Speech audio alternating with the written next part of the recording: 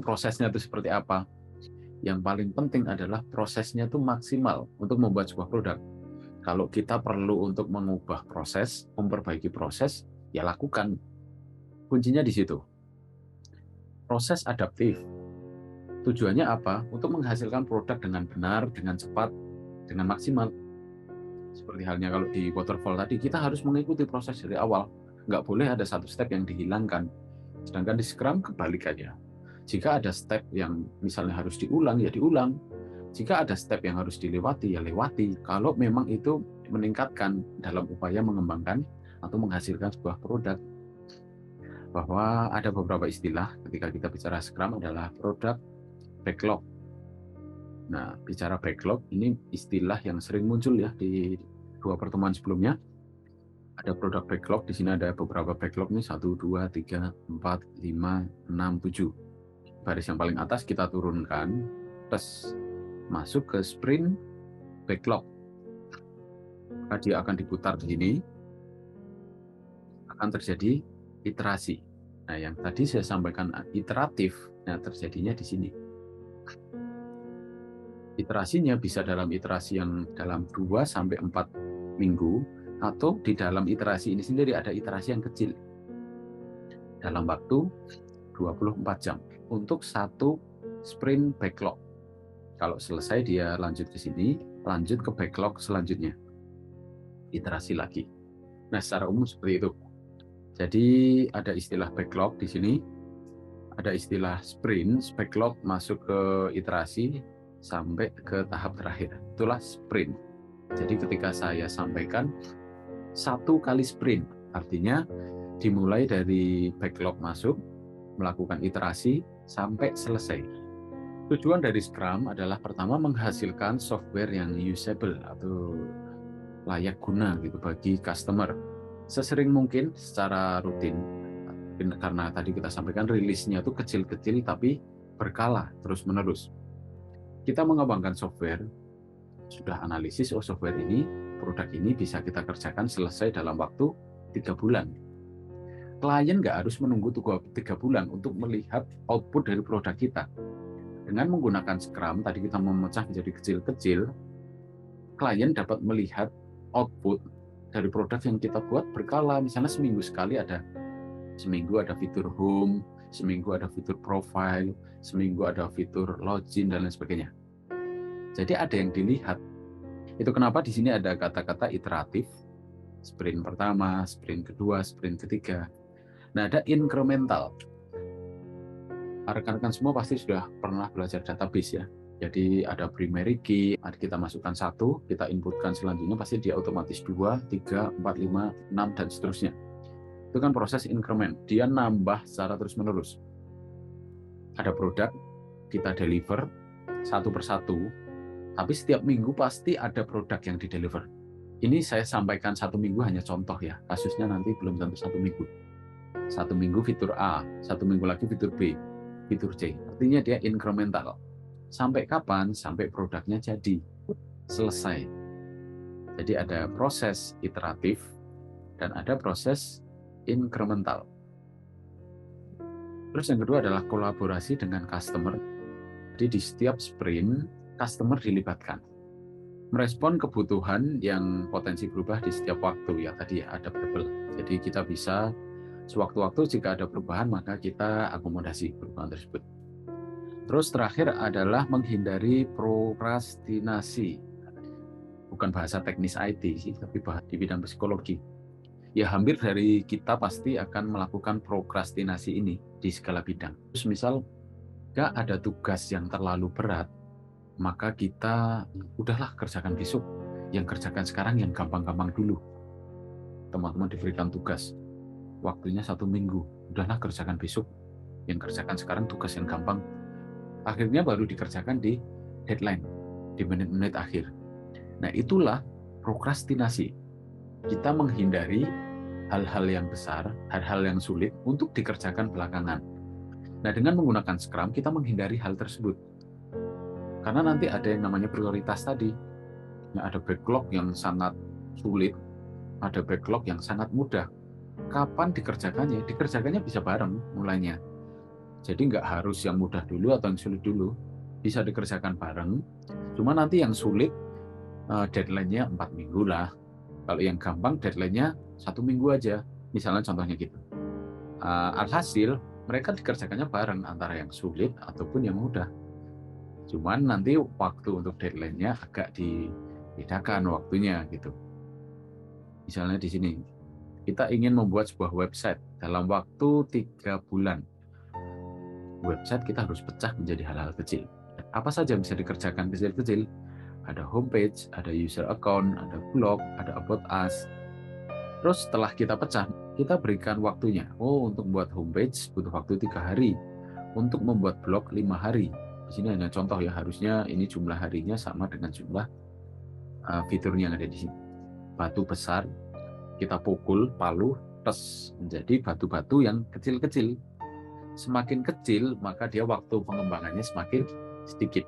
Semakin besar, dia membutuhkan waktu yang lebih lama. Di dalam sebuah produk backlog ada apa yang dikerjakan dan berapa lama waktu. Kalau kita bicara berapa lama waktu, itu terkait juga dengan prioritas. Nah, nanti kita akan lihat bagaimana menyusun prioritas. Setiap backlog dapat dideskripsikan menjadi sebuah user story. Homepage dikonversi menjadi user story. Blog kita konversi menjadi user story, dan seterusnya. Misalnya user story-nya seperti ini. As a doctor, I want to have a list of most common ICD-10 condition. Sebagai seorang dokter, saya pengen bisa ini. Nah, keinginan si dokter tadi dikonversi menjadi sebuah fitur dalam sebuah sistem. Nah, di sini ada keterangan story point atau priority. Ini yang dapat digunakan salah satu atau digunakan kedua-duanya boleh. Story point artinya dia semakin tinggi bisa semakin lama pengerjaannya, bisa semakin sulit pengerjaannya, atau bisa semakin prioritas. Prioritasnya semakin tinggi nih, semua ini harus dikerjakan dulu nih, ini harus dirilis dulu nih. Perspektifnya macam-macam. Yang penting kita harus konsisten untuk seluruh user story. Jadi tidak masalah kita menginterpretasikan menggunakan yang mana, yang penting konsisten untuk seluruh user story. Agar apa? Agar anggota di dalam tim ya satu visi. Oke, berarti kalau poinnya semakin tinggi, waktunya semakin lama. Terus ada prioritas. Nah, ini kebalikan. Prioritas itu semakin kecil, prioritasnya semakin tinggi. Oh, prioritas nomor 1, berarti harus dikerjakan terlebih dahulu. Semakin prioritasnya kecil, bisa dikerjakan belakangan, atau waktunya ya sedikit aja. Kalau yang prioritas 1 dikerjakan dalam 3 bulan. Kalau yang prioritasnya 5, dikerjakan dalam waktu 1 minggu, itu boleh. Nah, sama halnya seperti yang poin tadi, yang penting harus konsisten. Untuk setiap story harus sama, biar nggak membingungkan sesama anggota tim. If you define the problem correctly, you almost have the solution. Jadi menginterpretasikan apa yang disampaikan klien itu susah. Menggali permasalahannya secara benar. Kalau kita sudah bisa menggali siapa klien kita, masalah mereka apa, sebenarnya kita sudah setengah jalan untuk mendapatkan solusi. Almost have the solution, berarti hampir mendapatkan solusi. Oke, kita masuk ke tim Scrum. Oke, tim pertama yang posisinya paling tinggi adalah product owner. Dia yang bertanggung jawab di dalam pengembangan sebuah sistem. Karena apa? Dia yang komunikasi dengan klien. Kalau ada salah pemahaman seperti yang disampaikan tadi sebelumnya ini, mendefinisikan problem incorrectly, mendefinisikan permasalahannya salah, yang kita deliver ke tim di bawahnya pasti akan salah. Produknya pasti juga akan salah. Dia yang komunikasi dengan klien, dia juga yang akhirnya memformulasikan sistem seperti ini loh yang ingin dibuat, menentukan fitur dari produk.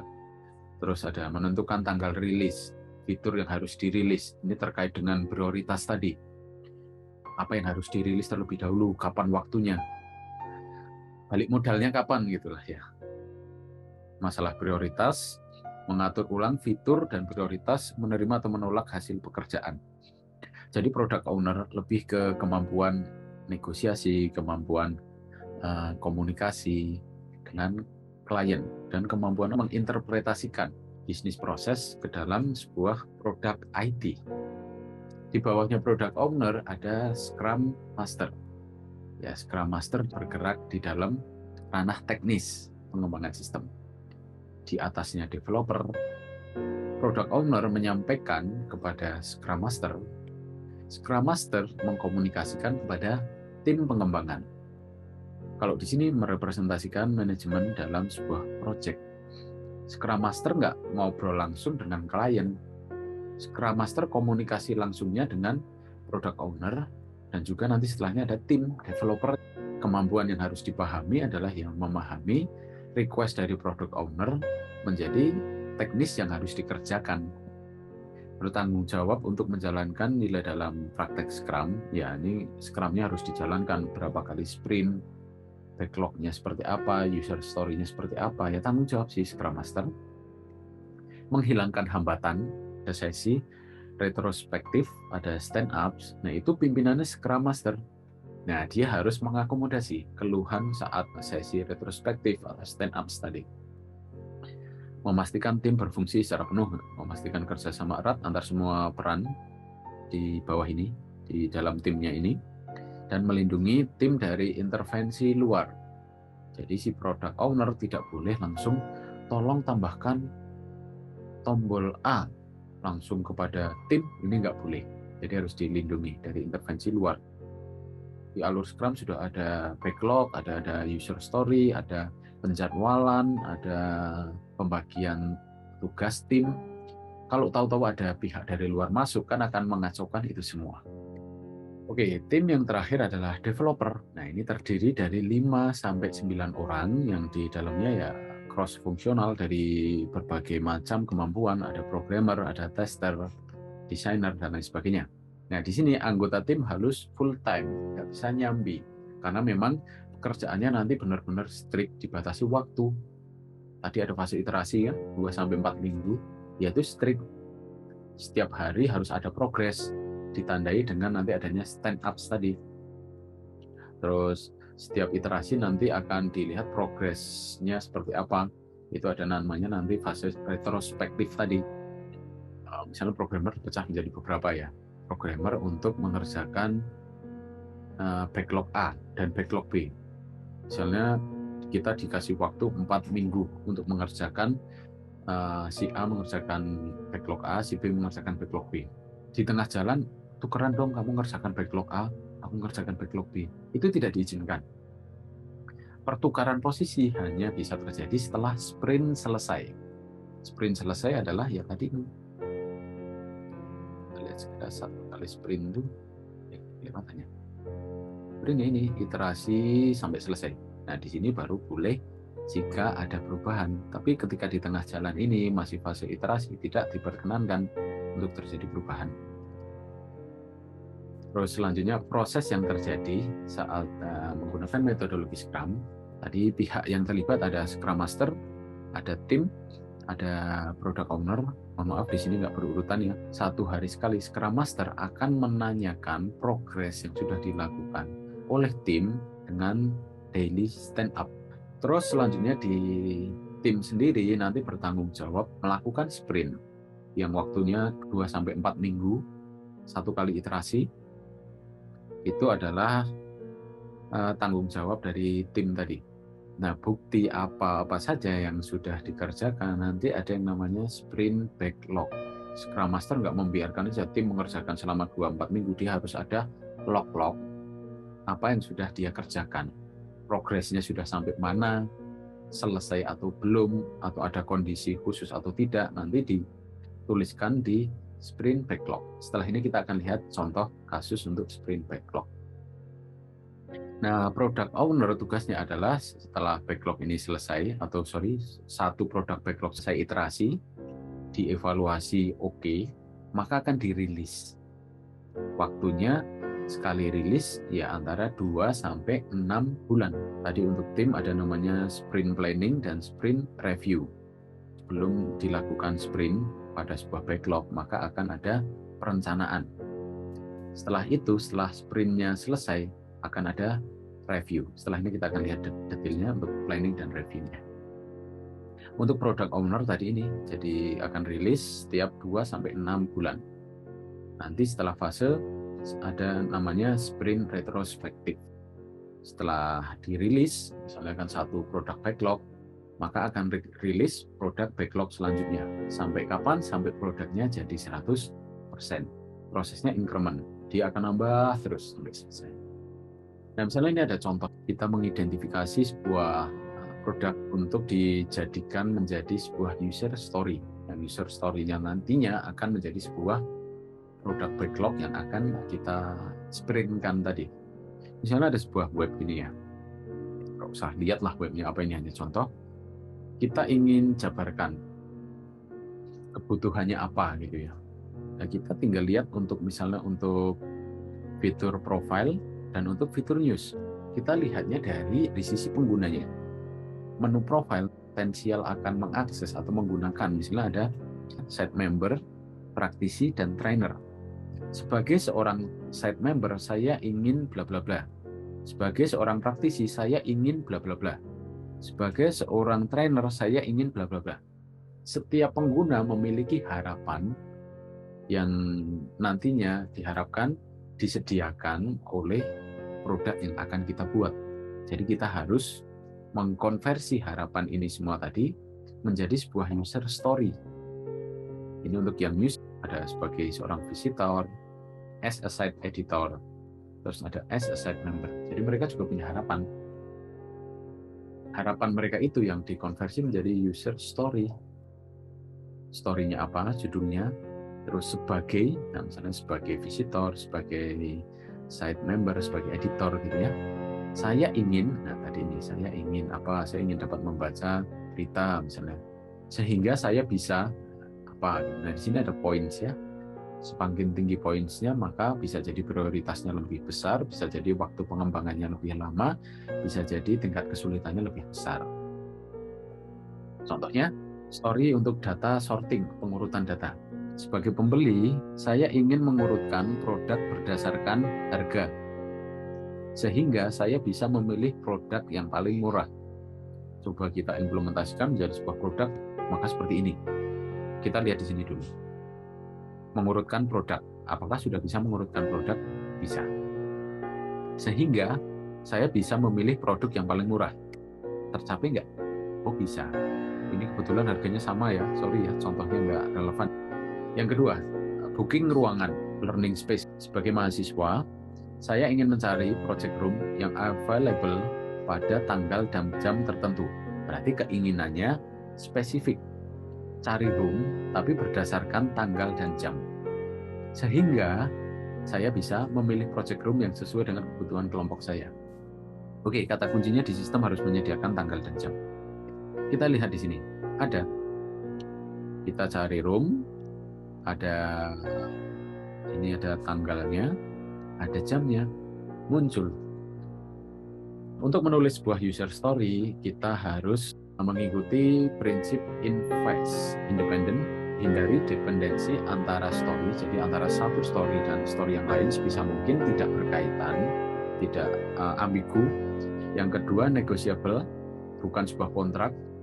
Misal story-nya berubah di tengah jalan ya boleh aja. Valuable, tunjukkan nilai tambah bagi customer, jadi harus menjawab ya tadi sebagai siapa, saya ingin apa, sehingga saya dapat apa. Itu kan berarti kita melihat dari sisi customer. Terus juga ada estimable, definisikan detail yang cukup. User story bisa dikerjakan berapa lama, prioritasnya seperti apa, dapat diperhitungkan, terus ada ukurannya sesuai, mampu diselesaikan dalam satu sprint, 2-4 minggu. Jadi harus dapat dikerjakan di antara rentang waktu itu. Harus disertai dengan acceptance criteria, testable. Jadi satu kali user story bisa dikembangkan, waktunya sesuai dan bisa dites. Sprint dalam Scrum meeting nanti seperti ini. Ada produk backlog, terus kita masuk ke sprint di sini. Di sini proses sprintnya, nanti ada iterasi di sini. Nah, nanti iterasi apa saja yang dikerjakan nanti kita akan lihat. Nah, di dalam iterasi yang 2-4 minggu tadi ada iterasi yang harian. keluarannya adalah setiap backlog nanti potensially shippable product. Kenapa potensially? Potensial berarti kan belum 100% ya. Karena bisa jadi sama product owner-nya nggak disetujui. Shippable bisa dirilis, bisa jadi nggak dirilis. Kita lihat sekilas, waktunya 2-4 minggu, komposisi tim dan target kualitas juga konstan, tidak ada perubahan yang berpengaruh terhadap tujuan. Nah, tadi kita sampaikan adaptif ya, jadi produk backlog atau apa yang kita kerjakan, user story dan lain sebagainya itu adaptif, bisa berubah sewaktu-waktu. Yang penting tidak melenceng dari tujuan utama dari sprint. Misalnya tujuan utama dari sprint kita ingin mengembangkan fitur A. Ya ketika ada perubahan, jangan sampai dia melenceng malah membuat fitur B. Cakupan target bisa diklarifikasi, ya ini nyambung seperti sebelumnya ya, atau dinego ulang. Ini resikonya dalam sebuah sprint menjadi minimalis. Karena apa? Kalaupun tidak di ACC ataupun salah, cost yang kita keluarkan hanya untuk memperbaiki satu sprint itu saja. Oke, terus pertama ada sprint planning. Yang dilakukan adalah memilih user story, mengidentifikasi dan estimasi tugas teknis, dan menghasilkan tujuan atau target dari sprint. Pesertanya ada 3 ini, product owner, scrum master, dan developer. Product owner terlibat. Cuma di sini ada keterangan, yang inti dari sprint planning adalah fase ini, user story dan identifikasi estimasi tugas teknis. Ya, yang harus diikuti product owner hanya yang memilih user story. Cuman ketika ditanyai pendapat untuk yang poin 2 dan 3 ini, product owner meskipun tidak wajib untuk terlibat, dia harus bisa memberikan saran. Nah, contohnya seperti ini, sprint planning. Ini user story yang sudah dibuat tadi, yang sudah disepakati antara product owner dan scrum master. Selanjutnya dikonversi menjadi rencana, planning. Oh, ini ada to-do list. To-do list ini dikerjakan 1 jam, 2 jam, 4 jam, 4 jam, 1 jam, 8 jam. Selanjutnya kita baru bagi-bagi.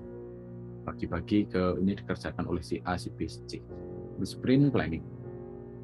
Terus ada juga potensial product backlog grooming. Artinya ketika ada perubahan, kita sudah membuat sprint planning ini, di tengah jalan ternyata ada update, ada perubahan.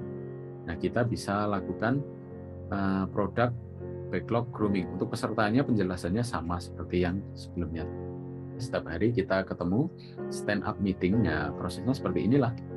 Nah, yang menanyakan adalah Scrum Master kepada developer, 24 jam terakhir mengerjakan apa, dan 24 jam ke depan akan mengerjakan apa. Jadi progresnya apa, dan rencananya apa, beserta hambatan yang ditemui apa. Diceritakan di situ. Waktunya singkat lah, 5-10 menit, atau sampai 15 menit.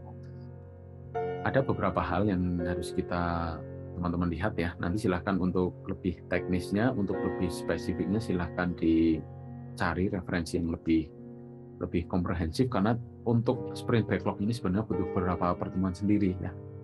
Kita mulai dari kolom yang kiri, tadi ada story. To-do list ini apa yang harus dikerjakan. Selanjutnya setelah sprint dilakukan, masuk iterasi in progress. Kalau sudah selesai, maka dia akan masuk ke done. Cuma di sini ada definition of done. Kapan sebuah story atau spesifiknya to-do list yang kita tuliskan tadi dikatakan done adalah kita sudah membuat kriteria syarat dari awal. Sebuah story dikatakan selesai jika apa, kita sudah membuat dari awal di sini saat planning.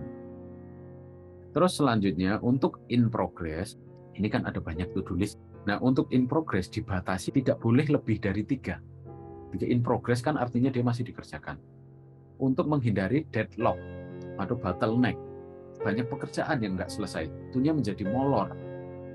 Terus di sini ada burn down chart, story keseluruhan, sudah berapa persen diselesaikannya. Ada grafik X dan Y. Untuk yang ke atas, berapa jumlah to-do list yang harus dikerjakan berbanding dengan jumlah waktu. Bisa lurus, bisa ke bawah. Kalau lurus berarti waktunya bertambah, artinya jatah waktunya berkurang, artinya dia masih in progress semua. Tapi kalau ada yang satu dan misalnya atau yang in progress terus dan, dia pasti turun. Jadi to-do list-nya berkurang, waktunya juga semakin berkurang, semakin mepet artinya ke bawah. Indikatornya kalau seluruh to-do list selesai, maka dia lurus ke bawah sini. Kalau batas waktu 4 minggunya di sini. Tapi kalau dapat dikerjakan dalam 2 minggu, berarti dia lurusnya ke bawah sini. Nah, gambarannya seperti itu. Selain itu, yang perlu diperhatikan lagi adalah unplanned. Jadi karena sifatnya yang adaptif dari Scrum, bisa jadi di tengah jalan ada rencana yang di luar to-do list awal. Ada perubahan. Saya ada salah menyampaikan, ketika masuk in progress dia tetap turun, jadi nggak harus sampai fase done. Dia mulai turun, meskipun turunnya grafiknya hanya sedikit, hanya ada 3, tidak lebih dari 3. Ini in progress, tadi 5 di sini sudah masuk in progress, tadi di sini ada 3, masuk 1. Oke, terus selanjutnya ini maju lagi, dia grafiknya mulai turunnya agak signifikan karena sudah ada 2 yang selesai. Tadi yang unplanned, yang tadinya story 2, ternyata dia setelah hasil bisa jadi hasil dari stand up, diskusi dengan Scrum Master, dia berpindah ke story 3, kita bergeser ke story 3, dan seterusnya. Sampai akhirnya tidak semua selesai. Nah, setelah 4 minggu tetap nggak selesai. Sprint review atau sprint retrospektif untuk melihat sebenarnya kendalanya apa sih? Kenapa kok ada yang in progress ini lama banget? Kenapa kok ada yang sama sekali nggak dikerjakan? Sampaikan saat sprint review atau saat retrospektif. Untuk membuat sprint backlog, rekan-rekan bisa membuatnya secara fisikal, langsung di tembok itu, biasanya ditempeli sticky notes. Tim Scrum itu diharapkan bekerja di satu co-location tadi, bekerja di satu ruang, di satu tempat. Makanya apa yang dikerjakan ditempel aja. Jadi saat sesi stand up atau sebelum sesi atau setelah sesi, anggota tim bisa melihat progresnya sudah sampai mana, progres anggota tim lain sampai mana, atau dari Scrum Master bisa melihat progres dari anggota tim itu sudah sampai mana gitu. Digital physical board. Nah, untuk referensinya teman-teman dapat baca di bawah ini. Jika ingin nanti lebih lanjut seperti apa untuk implementasi physical ataupun yang digital boards. Setelah sprint selesai ada 2 tahap, sprint review dan sprint retrospektif. Bedanya apa? Sprint review melibatkan product owner. Kan apakah produk backlog yang sudah dikerjakan disetujui apa enggak oleh product owner. Sedangkan untuk retrospektif internal, setelah mendapat review dari product owner, langkah selanjutnya akan didiskusikan di sprint retrospektif. Scrum Master bisa menyampaikan langkah selanjutnya yang harus dikerjakan apa, atau anggota tim itu bisa curhat, bisa sharing sebenarnya kesulitan mereka tuh apa, kendalanya tuh apa, atau saran ke depannya seperti apa. Ada di sini. Jadi intinya sprint review melibatkan pihak eksternal terkait dengan produk yang sudah dibuat, backlog produk yang sudah dibuat dan rencana ke depan. Sedangkan untuk sprint retrospektif dia sudah internal. Hasil dari diskusi sprint review, mereka diskusikan lebih lanjut teknisnya di sprint retrospektif. Nah, untuk pembahasan praktis, karena tadi kita hanya bahas dari sisi teoritis, nggak cukup kalau sampai praktis, silahkan teman-teman bisa baca referensi di sini, dibuka. Jadi ada metode lain, metodologi lain yang dapat teman-teman gunakan untuk agile atau untuk memperkuat Scrum, bagaimana membuat sebuah backlog seperti ini. Ada Kanban, ada DevOps, TDD, XP. Nah, semuanya bisa diakses di sini. Sudah dalam bentuk PDF. Terakhir, kita bisa mengkombinasikan Agile ke dalam beberapa metodologi yang lain. Ada 3 metodologi di sini. Nanti detailnya bisa dibaca di referensi ini juga. Ada Design Thinking, ada Lean UX, ada Agile. Kelebihan dari Design Thinking adalah menggali permasalahan pengguna. Karena di sini ada fase empati. Kita lihat secara umum, design thinking itu ada 5 tahap. Ada empati, define, ideate. Sebenarnya ada tahap keempat itu prototyping, dan tahap terakhir itu testing. Yang kita ambil dari design thinking hanya fase awal, saat kita menggali problem. Empati, jadi kita langsung terjun ke pengguna, kita memahami permasalahan mereka seperti apa, terus kita dalami. Terus ada fase define. Define itu akhirnya setelah kita bertemu pengguna, kita mendefinisikan permasalahan dari user itu apa, permasalahan dari customer apa. Terus ideate, kita punya ide. Setelah didapatkan ide, kita masuk ke Lean UX. Itu secara umum digunakan ketika ada sebuah permasalahan yang kompleks karena saking abstraknya. Cocok diselesaikan menggunakan Lean UX. Itu kenapa di sini ada fase learn, mempelajari. mempelajari terlebih dahulu karena abstrak tadi ya, ide yang ditawarkan tadi dipelajari, terus mulai dikembangkan idenya, ada iterasi di sini.